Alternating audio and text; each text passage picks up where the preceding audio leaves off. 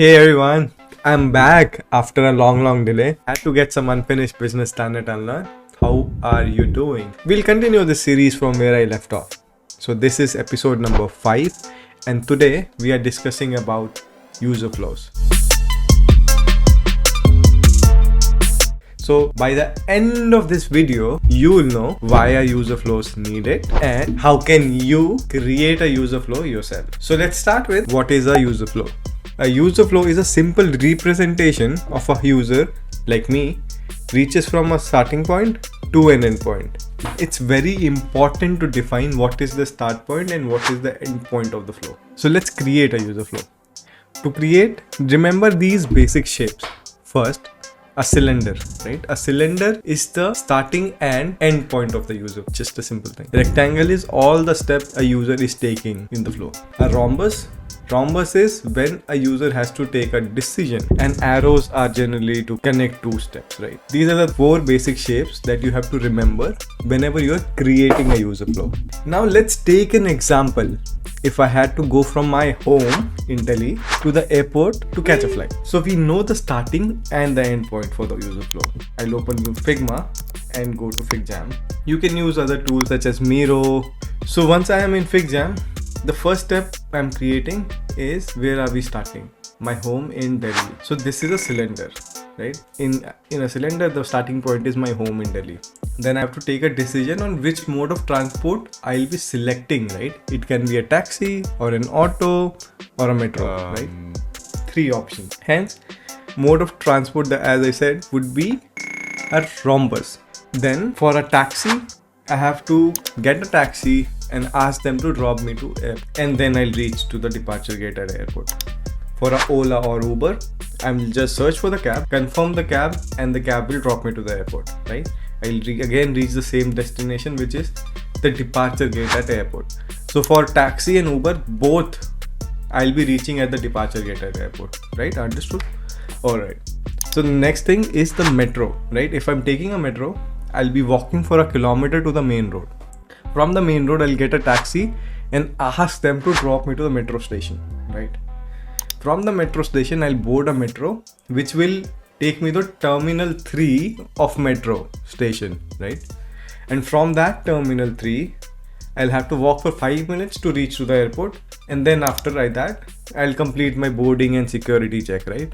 So at this step where I am completing my boarding and security check, all the transport mediums, either it's a cab or it's a taxi or a Uber or a metro, everywhere I have to complete boarding and security check, right? So everything is coming back to this, and then I'll board the flight. So this is a very simple user flow representation, right?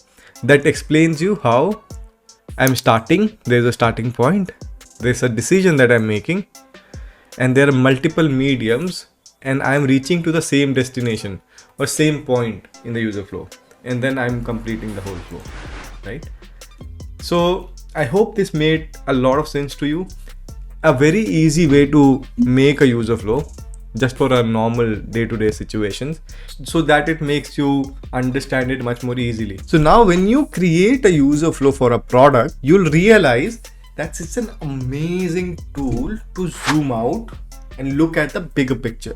You can look at all the steps a user is taking to complete a task and what steps can be improved so the task is completed in a very shorter period of time.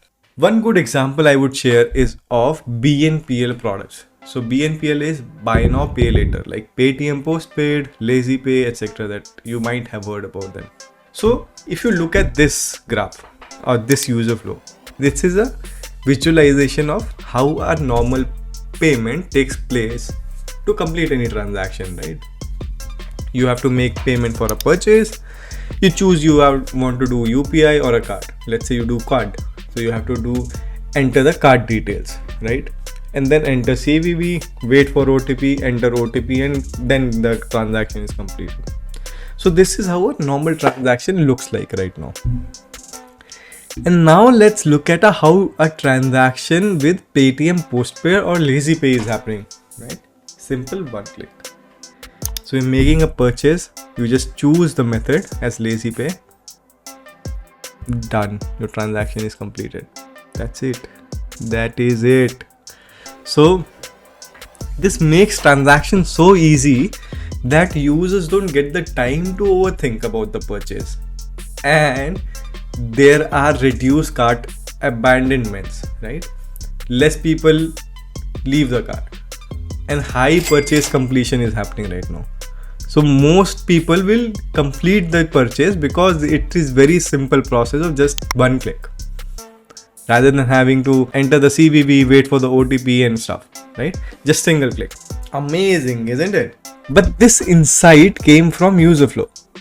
If someone wouldn't have thought, why the f are we doing 5 steps to complete a transaction, there won't be a lazy pay, right? So I hope this video would have helped you understand user flows in retail and why is it so important. I'll give you an assignment right now. Go back to your drawing board, create a user flow for what all steps you perform when you have to order food from Zomato or Swiggy. Make it as detailed as possible and share your work in comments. And do join in my Slack community. The link is in the description, and there you can reach out to me directly. Also, if you like this video, do give it a thumbs up, share it with your friends, and subscribe. Until next time, tada, bye bye.